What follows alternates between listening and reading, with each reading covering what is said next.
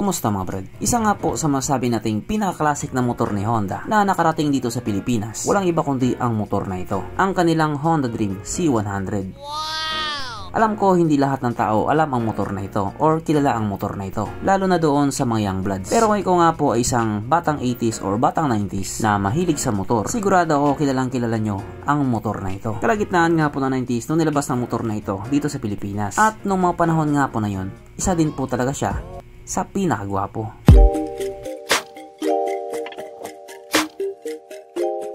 Pero syempre bago tayo magpatuloy, kung bago ka pa lamang napadpad dito sa aking walang kwentang channel, huwag ka nang masubscribe. So yun na nga, kapag sinabi nga po nating classic motorcycle, isa po talaga ang Honda Dream sa mga nangunguna sa listahan. Bukod nga po sa sumikat talaga siya noong kapanahonan niya, napaka-legendary din po talaga ng pangalan niya. Para po kasi dun sa mga hindi nakakalam, ang pinakaunang motor po na nagawa or naimbento or nilabas ni Honda, Dream din po ang pangalan, ang Honda Dream or Honda D-Type. Noong nilabas nga po ang motor na ito dito sa Pilipinas, kahit nga po sumikat talaga siya, hindi po talaga siya nagtagal. Pagdating po kasi ng early 2000 nung nagsilabasan na yung mga Honda Wave, agad nga po talaga siyang nasapawan. Kumbaga yun na yung naging successor niya. At sa paglipas nga po ng panahon, napag-iwanan na din po siya ng panahon.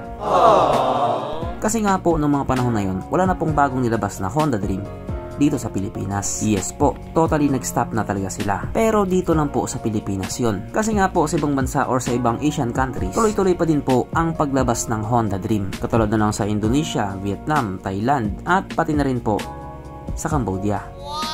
At sa maniwala kahit sa hindi, doon nga po sa bansang Cambodia, napakalakas pa din po ng bintahan niya. Yes po, talagang tinatangkilik ng mga tao yung Honda Dream. At ngayon nga po 2024, meron naman silang bagong updated model. Kahit nga po sabihin natin napakalayo na ng panahon nung nilabas ang Honda Dream, nilabas siya ng kalagitnaan ng 90s, 2024 na ngayon, pero yung itsura niya, ganun na ganun pa din. Hindi man siya ganun doon sa C100, pero kamukhang-kamukha niya yung sumunod doon, yung Honda Dream XS. Kaya nga po nakakabilib lang talaga na hindi talaga nawala yung design niya or yung ganung itsura niya. At ayon nga po mismo sa kanila, ito daw yung tinaguriang Legend of Legends. Siguro nga para doon sa mga bagong henerasyon, hindi na talaga nila ma-appreciate yung ganitong klaseng itsura ng motor. Kasi nga itsurang old school, hindi ganoon ka high-tech at marami pang ibang rason. Pero para nga po doon sa mga taong naabutan ng motor na ito at gustong gusto ang motor na ito, panigurado ako nang gigigil na talaga kayo. Gustong gusto nyo na makarating ang motor na ito dito sa atin, sa Pilipinas. Kaso lang sa ngayon mukhang wala pa talagang indikasyon na makarating siya ulit dito. Kasi nga mukhang nakafocus si Honda Philippines sa kanilang mga scooter. Tulad na lang sa kanilang Honda Beat, Honda Click at marami pang iba. Pero kahit ganun nga po, pag-usapan pa rin natin kung ano meron sa motor na ito at kung gaano nga ba talaga siya gaganda. So ito nga po ang bagong Honda Dream 125 na mayroong 123.9 cubic centimeter engine displacement, 4-stroke single cylinder, single overhead cam with 2 valves. At noong 2022 nga po, naglabas sila ng Honda Dream 125 na naka 4 valves. Pero para naka-carb type pa yata yun. Ito kasi siya naka-program fuel injected, kaso lang naka-air cooled pa din. Panis yan sa Honda Click 125.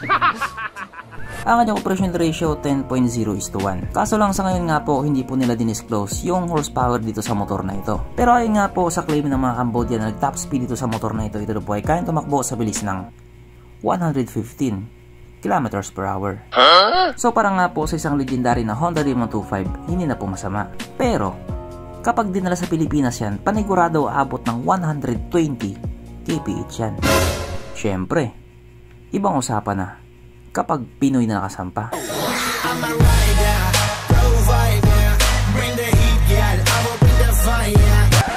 Ang kanyang tangke ay kaya magkarga ng 4 liters fuel tank capacity na kumukonsumo naman na po ng 60 kilometers per liter. So simula nga po dati mapahanggang ngayon, napakatipid pa din po niya sa gasolina. Ang sukat ng kanyang gulong ito nga po ay 60/100/17 sa harap at 70/100/17 sa likuran. Kaso lang hindi po ito naka-tubeless. Naka-tube type pa din po siya. Meron pa din siyang or ginagamitan pa din siya ng interior na medyo old school na nga po kung iisipin sa panahon ngayon. Kasi karamihan sa motor ngayon naka-tubeless na talaga. Sabay lagyan ng sealant sa loob para hindi talaga ma-flat yung gulong. Pero flat yung ilong. Pagdating naman po sa kanyang braking system, ito classic na classic pa din. Drum brake sa harapan at drum brake pa din po sa likuran. At wala nga din po itong ABS. Ang kanyang seat height ay mitaas sa 751mm at 134mm naman ang kanyang ground clearance. At ang motor nga po na ito ay may kabuuang bigat na 98 kg. So para nga po sa isang 125cc na motor, sakto lang yung bigat niya. Mapunta naman po tayo sa iba pa niya mga features. So ang ilaw nga po sa motor na ito, naka-LED na po. Pero bulb type pa din yung kanyang mga signal lights. At speaking of ilaw, kung makikita nga po natin yung headlight niya at saka yung positioning ng signal lights niya, classic na classic pa rin talaga. Nasa gitna yung pinakailaw niya, tapos nasa magkabila ang gilid naman yung mga signal lights niya. Ganon nga po yung itsura ng mga ilaw ng motor dati. Sa ngayon kasi yung ibang mga headlight hindi na talaga nakalagay sa head, pero headlight pa rin ang tawag. Ang kanyang gauge panel ito po ay naka-analog pa din. O analog pa din po siya, pero napaka-luxurious nga po ng datingan niya. Kasi nga po dahil doon sa gold na kulay niya. At speaking of gold, kung makikita nga po natin yung decals niya, may golden talaga na mas lalo nga pong bumagay sa kanya. Black tsaka gold, bagay na bagay talaga. Pero meron pa po siya ibang mga kulay, yung red gold tsaka yung blue gold, na okay din naman, gwapo din naman, pero iba din talaga ang datingan nitong black gold. Para sa akin ito pinakagwapo. At bukod nga po doon, wala naman na talagang special sa kanya, kasi yung susi niya, susi lang talaga, hindi po siya nakakilis. Kumbaga classic lang talaga. Pero dito mas classic pa rin to, sapagkat nandito na nga po tayo sa exciting na part, ang kanyang mga suspension. So sa harapang bahagi nga po ito ay ginamitan ng telescopic fork, at sa likuran naman ito po ay gumagamit ng dual shock absorber na yung classic din. At ayon nga po sa mga taong nakagamit sa motor na ito, maganda ang bounce.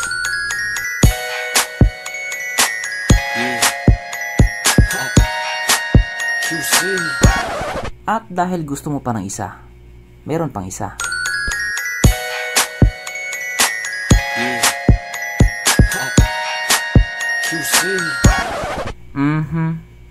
Panigurado, wala na namang nalungkot. At dahil wala nga pong nalungkot, alamin po natin kung present nga ba sa motor na ito yung tatlong pinaka-importanteng features. So una na nga po dito ang kanyang lagayan ng istalyon, at nakakalungkot mang sabihin, wala po siyang ganon. Wala siyang lagayan ng istalyon. Pangalawa, wala din po siyang sabitan ng pulutan. At oras na nga po para sa ating Red Horse check, ang pinaka-importanting feature sa isang motor. At ayon nga po sa aking masusing pag-aanalisa, ang motor na ito ay kaya magkarga ng isang kahong Red Horse, pero kasya pa isang kahon sa harapan.